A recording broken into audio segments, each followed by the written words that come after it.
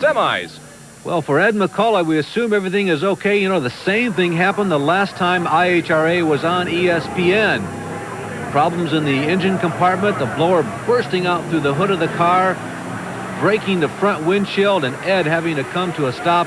You can see the hatch coming up. Apparently he is okay. He begins to emerge from the inside cockpit area of that funny car. Everything seems to be okay. We take a look at it once again and watch carefully. Just as he gets off the starting line, the blower will explode and fly off of the race car.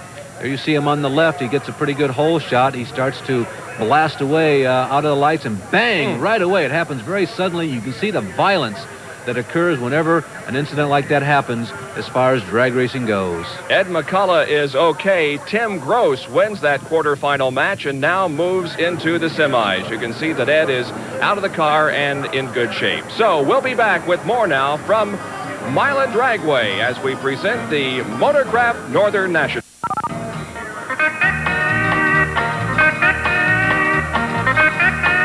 Quarterfinalists for the Pro Stock Division, and our first contest of the afternoon will feature Billy Ewing against Ricky Smith. Now, Johnny Dowie and Ronnie Sox were the two guys in the top 8 qualifiers who have not made it to our final 8 here this weekend. Ricky Smith, the only IHRA driver to capture both world championships in sportsman and professional eliminators. His opponent, Billy Ewing from Snellville, Georgia. He's 35 years of age. You know, Ewing won at Darlington earlier this year. Remember that race that went all the way into the darkness? And he won it with what I called laser-like driving. He was just outstanding, driving straight down the middle of the strip on all of his runs. He is the only man to win in this division other than Bruce Allen so far this year. Should be a good race. Smith in the near lane, Ewing in the far lane. Both get off the line about equally. Smith pulling to a slight advantage midway down, and Ricky Smith wins. Ricky Smith, who picks up a win here in the quarterfinals. Somewhat of a surprise, really, in 1985. Everybody kind of assumed, including me, that when Lee Shepard had his demise, that Ricky Smith would be the heir apparent, but he has not made the finals in either NHRA or IHRA so far in 1985. Well, here's a replay, and you can see that Ricky raised the front tires just a little bit, but nevertheless was able to hold on for a win. Well, his reaction times are among the very best in all of drag racing, and I think it really helped him out in this race. 7.546 ET for Ricky Smith. Next to go, Jim Ruth against Roy Hill from Sophia, North Carolina. Jim Ruth is from Moorhead, Kentucky in the Party Time Pontiac Trans Am. We asked Roy Hill about what he thinks of at the starting line. There's a lot of confusion in the cockpit. But I just think about how I'm going to beat the guy that's beside me. I'm on kill.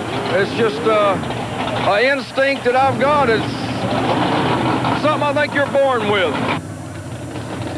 That is Roy Hill, his opponent Jim Ruth, as we get set for this race here in the quarterfinals. Hill, one of the fastest pro stockers of all time. He won 188 in the quarterfinals here this week. He could be tough in this race. Wait a minute, Hill is still there. Hill did not get off the line, and Jim Ruth has an easy win. Why Roy Hill did not move, we don't know. Well, there's no smoke, no noise, no fire. Don't know exactly why Hill would have just sat there at the line. As we mentioned, he had done very well in his quarterfinal round. Hill gets out of his pro stocker. A little bit of confusion down there. Let's see if we can pick up exactly what happened in the replay. Oh, he red-lighted, Bob. I'll be darned. It didn't look like the car moved at all, but apparently it moved enough to trigger the red light. Didn't look like the car moved at all, but it did, and Roy Hill is eliminated from the competition. Well, we thought it would be interesting for everyone to know what speeds these men who travel 260 miles an hour or so down these drag strips, what speed they drive on the highway. Here's Marty Reed. I know you can do 250 miles an hour out here. What I want to know is, what do you drive like on the freeway? I have a lot of tickets, actually. I've tried to fly as much as I can anymore, but it's I never get any tickets in town. I just get them on the freeway as I'm going to the airports every week. I've got around 150 to 200 speeding tickets in my life, but also remember, we travel anywhere from 100 to 150,000 miles a year. Well, I try to keep up with traffic. Whatever that is. 75. I rarely drive on the freeway. When I do, I think I'm a common driver. We drive 60, 65 miles per hour. We're right at 58 mile an hour. I'm not into speed on the highway, so I get all my kicks on the racetrack. Quite slow, to be honest with you. Plus, I wear my seatbelts all the time, myself and my family. I drive 55, 60 miles an hour. I drive the speed limit. I'm in no hurry to go anywhere. I get enough racing out here. In my younger days, I used to be a little wilder, but I just want to get where I'm going now. Well, unfortunately, the speed limit's 55, but I have a real hard time going 55. I don't drive too fast. We run pretty good. I like to say that. I don't want to say how fast, but as many miles as we travel from California to Florida, if you don't run over the speed limit, you're just not going to hardly ever get anywhere, Oh, normally 65 or whatever. Actually, at home, I drive fairly safe and sane. I have a nice car at home. I just cruise around in. I don't. Out in Los Angeles, you can't drive very fast. There's too much traffic anyway. Like the trip coming here to Milan, I got 3 speeding tickets in Ohio. Ohio is the worst I've ever seen. 2 of them was within 17 minutes. They varied from 58 mile an hour to 78 mile an hour. I got one for 58, then 64, and then 78. So it's my own fault. There's a law out here, we all should abide by them. But these big rigs just get away from you sometimes. We'll be back at Milan with more Pro Stock quarterfinals in a moment. When was the last time you had the kind of car to bring the road alive? Have you driven a Ford? If you don't know what you're missing, have you driven a Ford? Driven a Ford? Have you driven a Ford? What's left of the blower of Ed the Ace McCulloch's Miller Oldsmobile, and Ed, it's a recurring nightmare for you.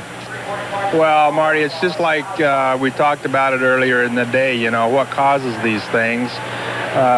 Once again, it's a driveline related problem. It broke a transmission. The car was making a real good move out there. It left real strong, was making a real good run. Goes out there, the top into low gear, something broke in the transmission. The RPMs are already quite high, and just when it breaks, the motor goes up just a little higher, tags the valve, and blows the blower off. I mean, we've been plagued with this problem, and both the dragsters and the funny car, and even other guys in the pits. When the motor's up that high and something breaks, you just can't catch it. Well, one of these times, things are going to come together for Ed the Ace McCulloch, and look out, because the power that this car is making, he's going to win some races. All right, thank you, Marty. Pro Stock quarterfinals continue. Bob Glidden is up against Tim Neighbors in this round. Bob Glidden, of course, from Whiteland, Indiana, suburb of Indianapolis, and Tim Neighbors hails from Lawrenceville, Georgia. Bob Glidden was the 1976 IHRA World Champion. And, Bob, what do you think about when you approach the starting line?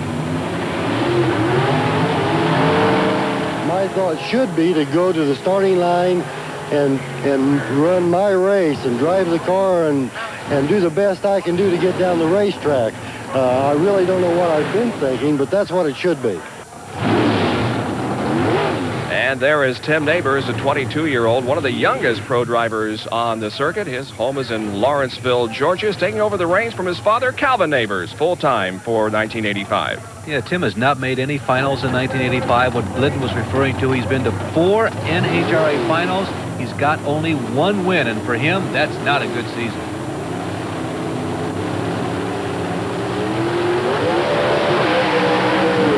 Looks like Tim Neighbors has the whole shot off the line. Here comes Glidden. Can he catch him? Does he have enough time? Oh, boy, close. It was a really close race. I would not even speculate as to who won. It looks like the Bob Glidden crew is celebrating. No, that looked like Tim Neighbors' crew, Bob. It is. Tim Neighbors has beaten Bob Glidden with a 7.639 ET, a 185.56 mile-an-hour run for Tim Neighbors. Well, the clocks tell us, Bob, that Glidden went faster in miles per hour. He had a lower ET, but the electric eye is also telling us that Neighbors won. Let's see what we can see here on the replay. They both approached the line together. It looks like... Oh, boy, it looks like that Glidden clipped him there at the line just by a couple of inches. Can an electric eye and a videotape machine show different things? All right, set to go now is Bruce Allen, who won his first IHRA National at Bristol, Tennessee. His opponent is Jerry Yeoman from Galena, Kansas. Yeah, Allen is having just a great season. There is Yeoman. Yeoman, the Kansas driver, was the 9th fastest qualifier. He, by the way, was the one who beat Ronnie Sox to get here.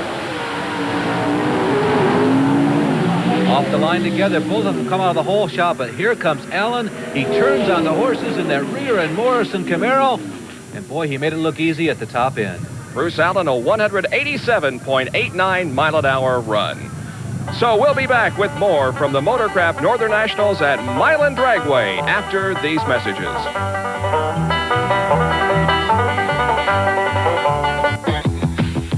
This high-energy experimental car stays efficient only if its spark plugs stay alive. Plugs capable of surviving surges to 38,000 volts. Motorcraft. Extended tip. Engineered to conserve fuel, Motorcraft Extended Tip ruthlessly eliminates power-blocking sooty carbon without eliminating itself in the process. Quality parts for all makes of cars. Motorcraft exceeds the need. We're down with Bob Glidden here in the pits, and according to the win-loss light, you were a second-round loser, but you don't think so? Well, it was a very close race. I was late on the starting line. The Neighbors kid did leave on a good light. I thought I'd won the race at the finish line, or it was questionable. You know, I knew it was close. Someone came to the trailer a few moments ago and said on a replay, it appeared that we won, so we'll just have to wait and see what the results are. Are you going to protest? Well, if someone from the sanctioning body will watch the tape and you know, cameras don't lie. Occasionally we do have problems with the lights, but if it appears that we won the race, then I will. If not, well, I won't. As you can tell, very disappointed, Bob Glidden.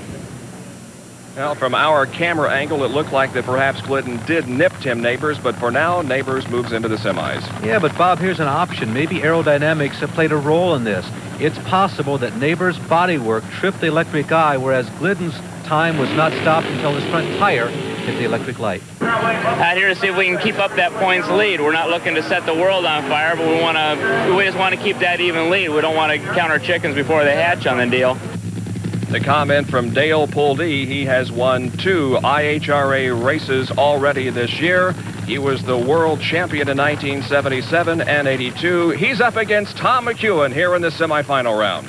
Boy, things right now are rolling right along for Puldee. I can't really believe they've been able to get this much success out of a new car. They did a lot of thrashing around this week. They said they weren't happy until last night. The Stroh's Night of Fire came along, and all of a sudden, Puldee was right there. The other thing he has going for him, Bob, great consistency. He's been very good on his reaction times at the line. The car has not been the fastest in terms of miles per hour, but they have been terribly consistent. And right now, Puldee looks like the man to beat, Bob. Certainly the experience nod will go to Tom the Mongoose McEwen because he has over 30 years of experience and about 12 years as far as actual age is concerned. Off the line, they both pull up rather even hole shot. Puldee looks like he's coming on. Boy, that was close too, race. Bob. Wow. Big puff of smoke from Tom McEwen's car after the finish line. But Dale Puldee is the winner with a 250.69 run, 5.792. And once again, the clocks are showing that his average speed in terms of miles per hour was slower than McEwen's, but he got to that line quicker.